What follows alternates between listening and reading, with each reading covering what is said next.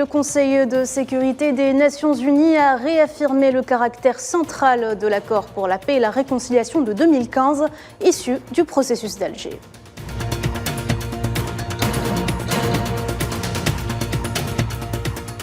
Les Tunisiens toujours aussi soudés en ce qui concerne le soutien à la cause palestinienne. Ils étaient nombreux à manifester ce dimanche devant l'ambassade des États-Unis pour exiger la fin du génocide sioniste à Gaza.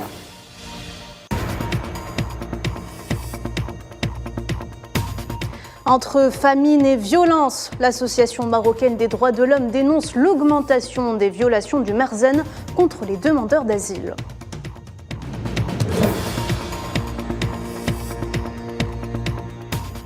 Et enfin, situation en Libye, le Conseil présidentiel a discuté ce dimanche des différents mécanismes permettant de sortir le pays de l'impasse politique.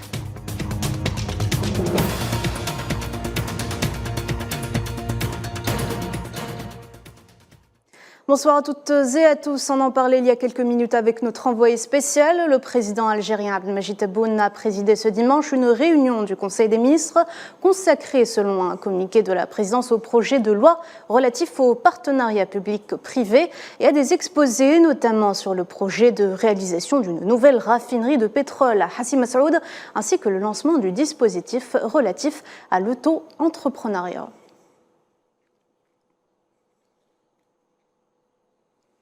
Le chef de l'état-major de l'armée algérienne, le général d'armée Saïd Chengriha, a reçu ce dimanche Jasper Wiek, directeur politique au ministère fédéral allemand de la Défense et conseiller à la politique étrangère et de sécurité auprès du ministre de la Défense, qui effectue une visite de travail en Algérie à la tête d'une délégation de haut niveau.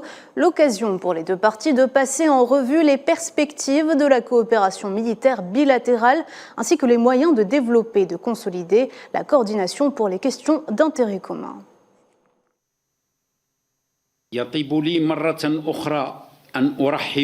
Je suis heureux de vous souhaiter à nouveau la bienvenue à vous et à la délégation qui vous accompagne au siège de l'état-major de l'armée nationale populaire. Votre visite reflète la volonté de nos deux pays dans le renforcement de la coopération militaire entre nous, ainsi que dans la recherche des voies et moyens pour son approfondissement en fonction de la qualité des relations qui lient l'Algérie et l'Allemagne fédérale. À cette fin, je suis complètement convaincu que notre rencontre d'aujourd'hui sera fructueuse et ouvrira de nouvelles perspectives de coopération dans les secteurs de la sécurité et de la défense.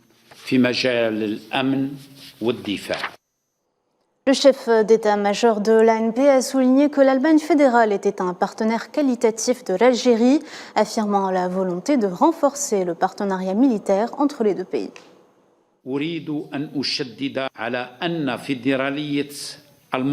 Je voudrais réaffirmer que l'Allemagne fédérale reste un partenaire qualitatif de l'Algérie. Nous veillons fortement à renforcer nos relations bilatérales. Dans ce sillage, j'affirme notre volonté à approfondir plus notre coopération militaire et à l'inscrire dans une nouvelle dynamique permettant de mettre en œuvre les objectifs tracés par nos institutions.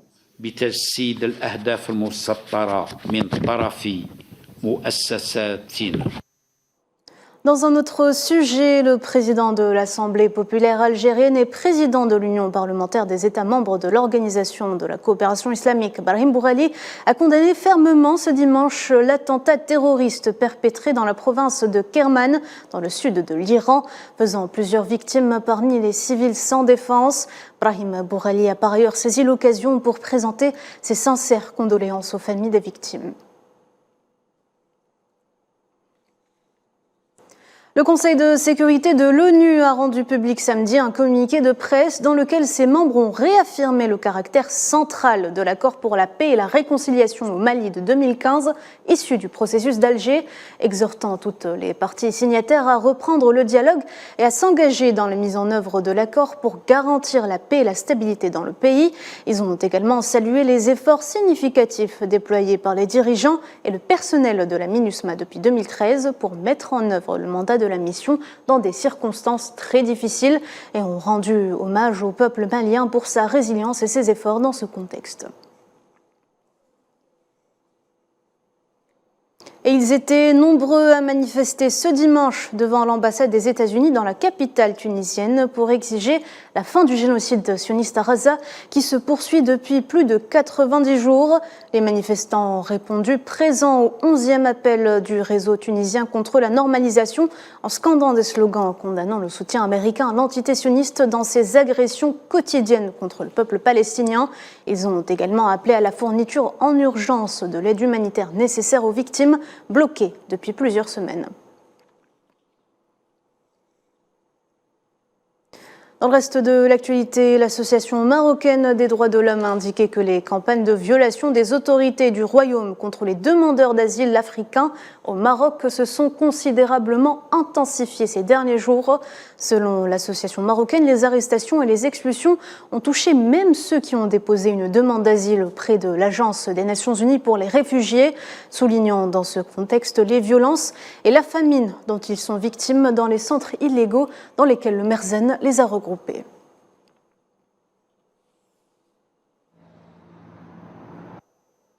On en parlait tout à l'heure en titre, le représentant du conseil présidentiel libyen, Abdallah Lafi, et l'ambassadeur du Qatar à Tripoli ont discuté ce dimanche des mécanismes permettant de sortir de l'impasse politique et des moyens de soutenir l'initiative de l'envoyé du secrétaire général de l'ONU dans le pays, Abdoulaye Bathily, ainsi que le projet de réconciliation nationale.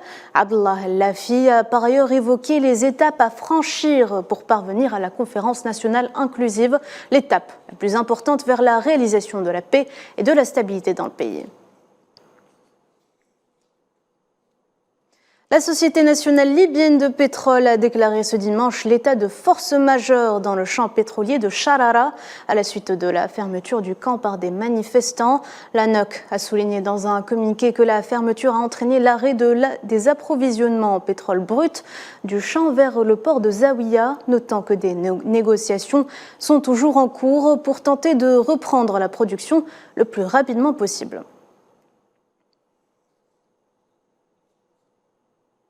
Et au Soudan, les chiffres de la situation humanitaire donnent le tournis après 9 mois de conflit.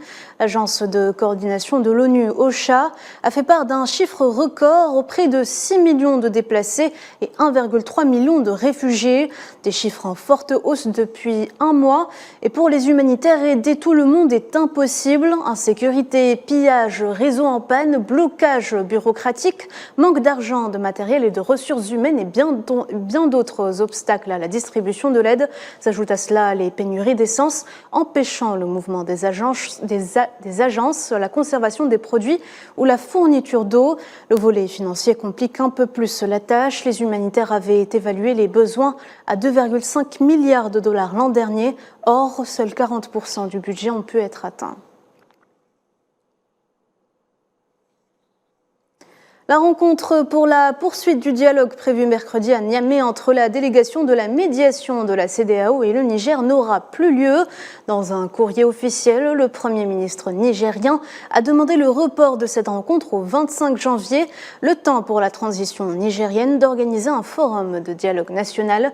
Le mois dernier, lors d'une première visite à Niamey, la délégation de la communauté économique des États de l'Afrique de l'Ouest était plutôt satisfaite. Les premières discussions avaient notamment tourné autour de la durée de la transition.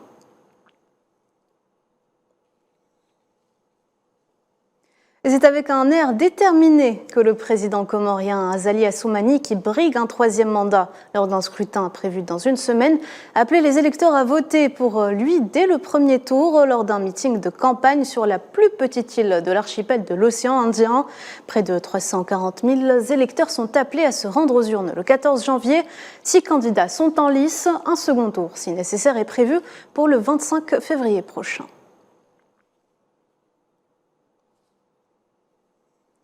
Le torchon brûle entre la Somalie et l'Éthiopie. Le président somalien Hassan Sheikh Mohamuda a signé samedi une loi annulant un accord maritime qu'il estime illégal entre l'Éthiopie et la région séparatiste du Somaliland. Un accord qui entendait octroyer à l'Éthiopie l'accès à 20 km de ses côtes pour une durée de 50 ans. Le président somalien a souligné que l'adoption de ce projet de loi illustre son engagement à sauvegarder l'unité, la souveraineté et l'intégrité territoriale du pays conformément au droit international. L'ancien ministre gambien de l'Intérieur sous le président Yahya Jammeh est poursuivi pour crimes contre l'humanité liés à des actes de torture, enlèvement, violences sexuelles et exécutions extrajudiciaires entre 2000 et 2016. Le procès qui s'ouvrira en Suisse le 8 janvier devrait durer environ 3 semaines. Ousmane Sonko avait été arrêté à Berne en Suisse en 2017 au lendemain de la plainte déposée au pénal contre lui par Trial International, une ONG suisse.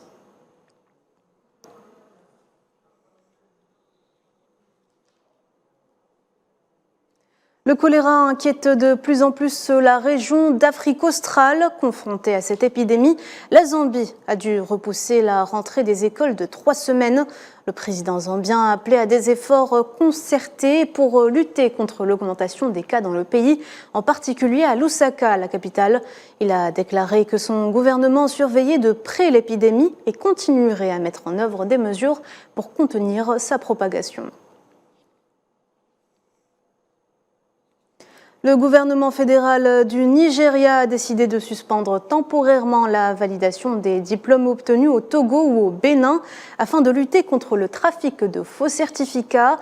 Après près de 15 000 étudiants nigérians pourraient être affectés si les diplômes délivrés au Togo et au Bénin ne sont plus reconnus dans leur pays. Une mesure drastique qui fait suite à l'enquête d'un journaliste infiltré qui a obtenu un diplôme en moins de 2 mois dans une université béninoise. Et les efforts se poursuivaient samedi pour ramener à la surface plus de 10 mineurs coincés sous terre après l'effondrement d'un puits jeudi matin à la mine Red Wing dans la province de Manicaland, à environ 265 km à l'est de la capitale zimbabwéenne, Harare.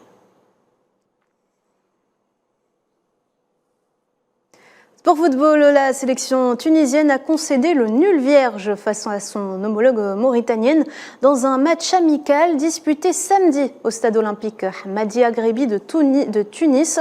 Il s'agissait de l'avant-dernier test pour les Aigles de Carthage en prévision de la phase finale de la Coupe d'Afrique des Nations prévue pour le 13 janvier en Côte d'Ivoire. C'est la fin de ce journal. Merci de l'avoir suivi. L'actualité continue sur Al 24 News. Je vous dis à demain.